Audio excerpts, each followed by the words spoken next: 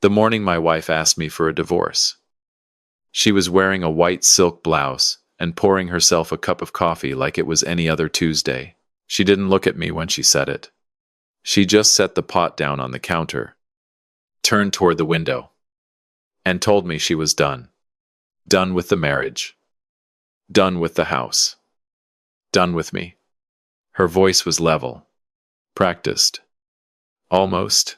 I stood in the kitchen doorway in my work boots, holding my thermos. And I remember thinking she's been planning this for a while. I've already spoken to an attorney. She said, I think we can make this simple. Her name was Diane. We'd been married 11 years. We had a house in Clover Ridge, 2 cars, in a joint savings account with a little over $240. 0 inches it. And a small rental property in the next county that we'd bought together 4 years earlier. We didn't have children. We had a dog named Reuben who slept at the foot of the bed every night and right now was sitting in the corner watching both of us like he understood something terrible was happening. I didn't say anything for a long moment. Then I said, okay. She looked at me then, surprised. Maybe. That I didn't fight it. Okay, she repeated. Yeah. I said, if that's what you want. I picked up my thermos and walked out the door. My name is Warren Calloway. I'm 53 years old. I spent 26 years as a civil engineer. And if there is one thing my career taught me, it's that the most dangerous thing in any structure isn't what's visible on the surface, it's what's been quietly failing underneath for years without anyone noticing. Diane and I had met at a firm holiday party when we were both in our late 30s. She worked in corporate acquisitions for a regional pharmaceutical company. She was sharp, ambitious, and funny in a way that caught you off guard. I fell for her hard. We got married 14 months after we met. For the first few years, things were genuinely good. We traveled. We built the house in Clover Ridge from the ground up. I drew up some of the structural plans myself. She threw herself into work, and I was proud of her. When she got promoted to senior director, I took her out to dinner and ordered a bottle of champagne that cost more than I'd ever spent on wine in my life. Then something shifted. Slowly. Over years. In ways that are hard to name until you're standing in a kitchen doorway with a thermos in your hand watching your wife tell you she wants out. I don't know exactly when she started seeing her supervisor. His name was Gerald Fitch. He was 58. Recently divorced himself. And drove a silver Porsche. I found out later, much later, that it had been going on for roughly 14 months before she asked me for a divorce.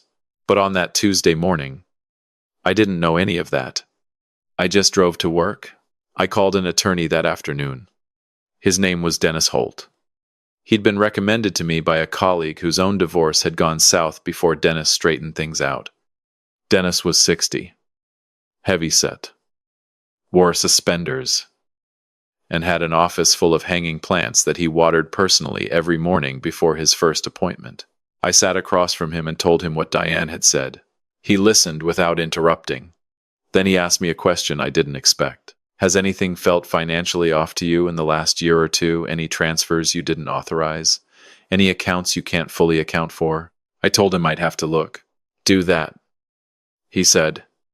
And Warren, before you do anything else, before you respond to her attorney, before you sign anything at all, I need you to do exactly what I tell you to do. Can you commit to that? I said I could. He leaned forward. Good. Because the next 6 months are going to feel like nothing is happening. They are going to feel like you are losing. And you need to trust that you are not. What Dennis told me to do was deceptively simple. Document everything. Say nothing. And let Diane believe she was ahead. I went home that night and began going through our joint financial records carefully for the first time in years. What I found took my breath away, not all at once, but piece by piece over the following days, starting about 16 months earlier. There had been a series of transfers out of our joint savings, small at first, $800 here, yuan, 200 there, then larger, then a lump sum of $47.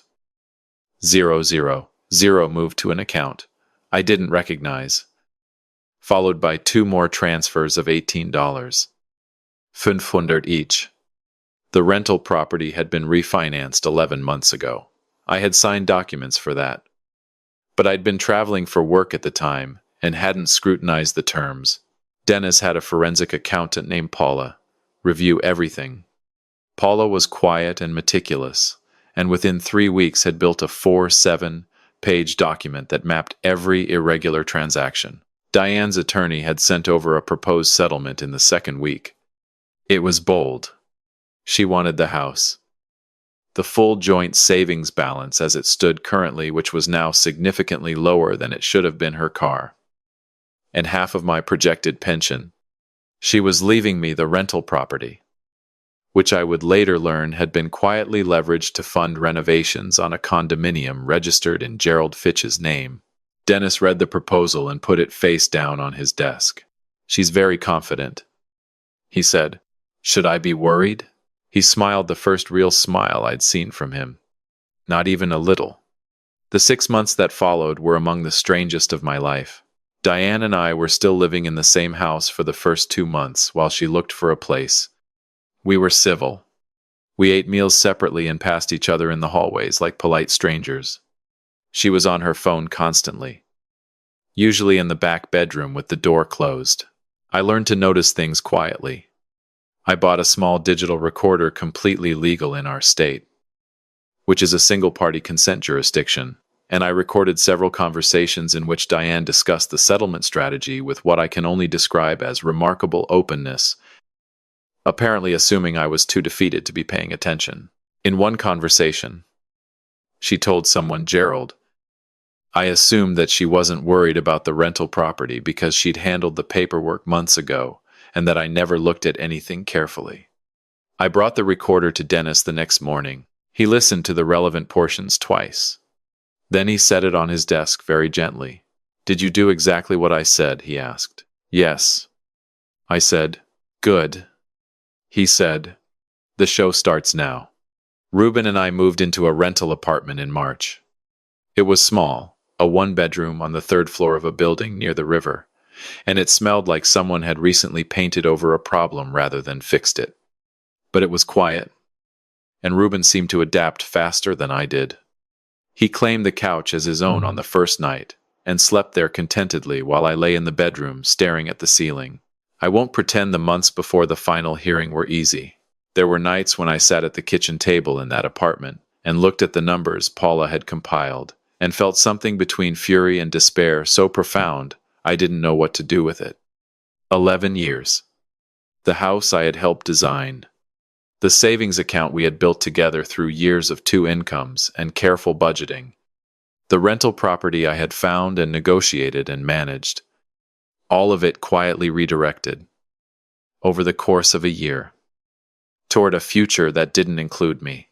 I called my brother Randolph a lot during those months. He lives in Vermont and works in landscape architecture. He's not a man of many words, but he has a quality I have always admired. He listens without trying to fix things prematurely. He just let me talk. Sometimes that was exactly what I needed. My sister Corinne was less measured. When I finally told her everything, she was silent for a full 10 seconds and then said, "Warren, you need to make sure she doesn't walk away from this smiling." I told her I was working on it. The financial picture that Paula and Dennis assembled over those 6 months was more damaging to Diane's case than I had initially understood. The $47,000 transfer had gone into a personal account Diane had opened 14 months before the divorce filing. From there, it had moved in segments into a joint account held by Diane and Gerald Fitch, an account used to fund approximately $91. 0 inches renovations to a property in Gerald's name. The rental property had been refinanced for $130. Ling ling ling. The equity had been distributed across 3 accounts, only one of which I had any awareness of. The other 2 had been opened in Diane's name alone using a mailing address. I didn't recognize Gerald's home address. As it turned out, Dennis filed a motion for financial discovery that Diane's attorney objected to vigorously. The judge overruled the objection. Within 6 weeks, we had full access to 4 years of Diane's personal banking records. What we found was, in Dennis's words, a gift. Diane arrived at the final hearing in a charcoal pantsuit. Gerald Fitch sat in the gallery. He had been named in the financial discovery motions and could not be excluded. He sat with his arms crossed and looked at me once. Briefly. With an expression I recognized from 26 years of dealing with contractors who knew they'd cut corners and were hoping no one had noticed. Diane's attorney, a woman named Suzanne who had a reputation for aggressive negotiation, led off with a confident summary of their position. The proposed settlement, the characterization of the marital assets, the division she was requesting. She was polished. I'll give her that. Then Dennis stood up. He didn't raise his voice. He didn't perform. He just began, methodically, to walk the judge through what Paula had found. The first transfer, the account Diane had opened, the renovations to Gerald Fitch's condominium, the refinancing of the rental property, the 2 hidden accounts, the recorded conversation in which Diane had referenced handling the paperwork. He submitted 212 pages of documentation. The courtroom was very quiet. I watched Diane's face as Dennis spoke. I watched the moment she understood that I had not, in fact, been too defeated to pay attention. It wasn't a dramatic reaction. She was too controlled for that. But there was a stillness that came over her. A kind of recalibration that I recognized from years of knowing her well. She was realizing that the ground had shifted under her feet without her noticing. Suzanne asked for a recess. The judge denied it. The ruling came 3 weeks later. The judge found evidence of dissipation of marital assets and fraudulent transfer. Diane was ordered to return $114,000 to the marital estate funds that had been traced directly to the renovations on Gerald Fitch's property. The rental property was awarded to me in full, with Diane receiving no credit for the refinancing proceeds she had redirected. The joint savings account was divided with an offset in my favor to account for the unauthorized transfers. I received the larger portion. Diane kept the house. She'd wanted it badly. And the judge let her have it along with the mortgage, which was substantial, and which she was now carrying on a single income while also navigating a very uncomfortable professional situation.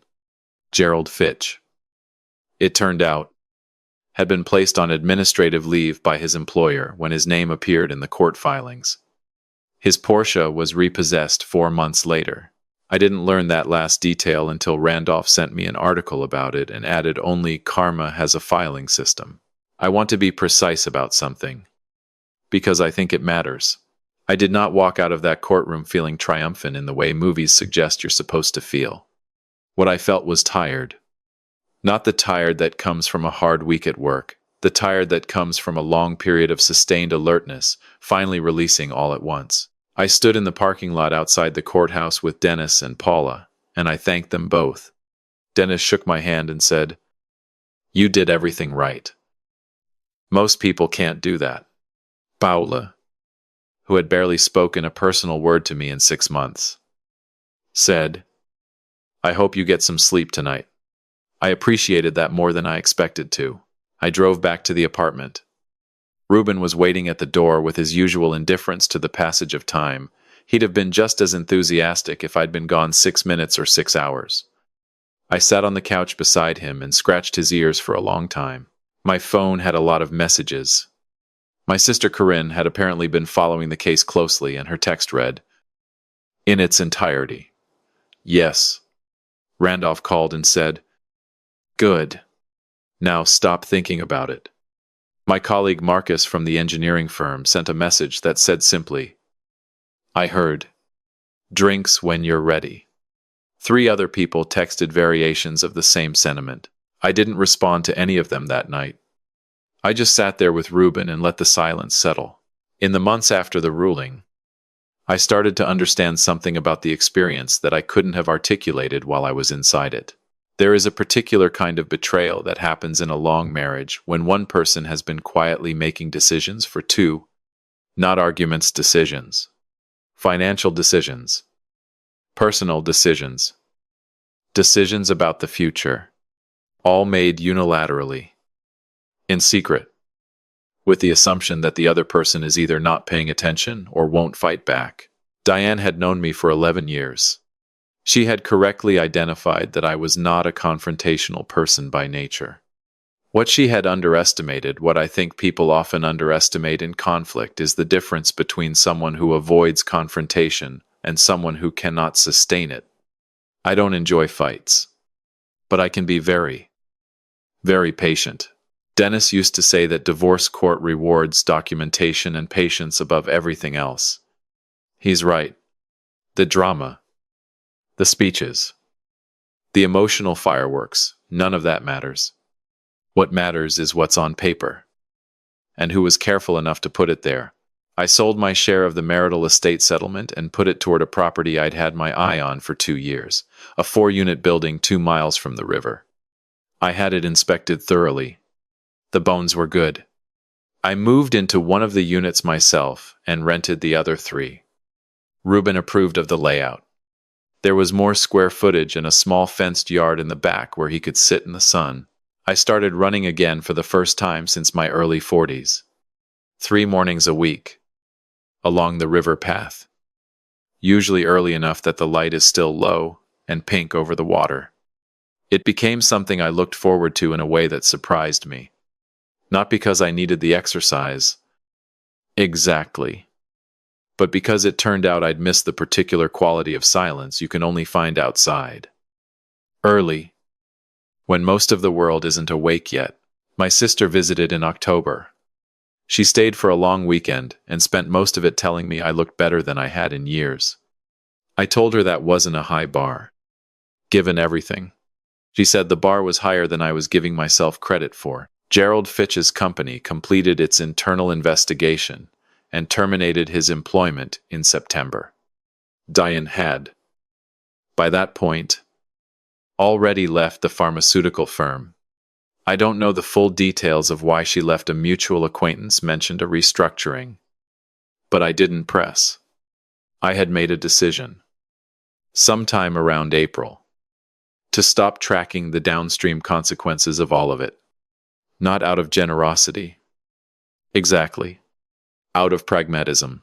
I had things to do with my time that were more worth doing. The 4-unit building needed work. Not structural. The bones were solid but cosmetic and mechanical. I spent a lot of weekends in the first year handling things myself. Refinishing floors. Replacing fixtures. Getting to know the building the way you get to know something only when you're willing to put your hands on every part of it. There's satisfaction in that, in knowing exactly what something is made of. The last time I saw Diane was at the courthouse. The day the final decree was signed. She was with Suzanne. I was with Dennis. We sat on opposite sides of a conference room table and signed the documents, and that was it. 11 years.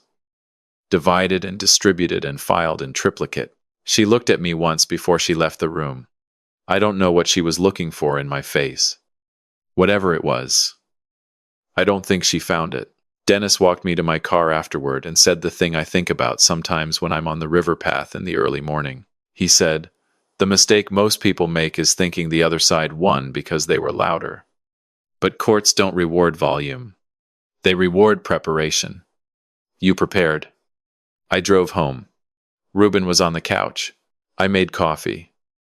Opened the back door so he could sit in the yard, and stood in the kitchen doorway for a moment, the same posture I'd been in on that Tuesday morning 11 months earlier. When Diane had told me she was done, the house was different now. The light came through different windows. The dog was the same dog. The coffee smelled the same, but I was different. Not harder. Exactly. Just clearer. Like a structure that's been fully inspected, every beam, every joint, every seam, and found to be sound. I picked up my coffee and went out to sit in the yard.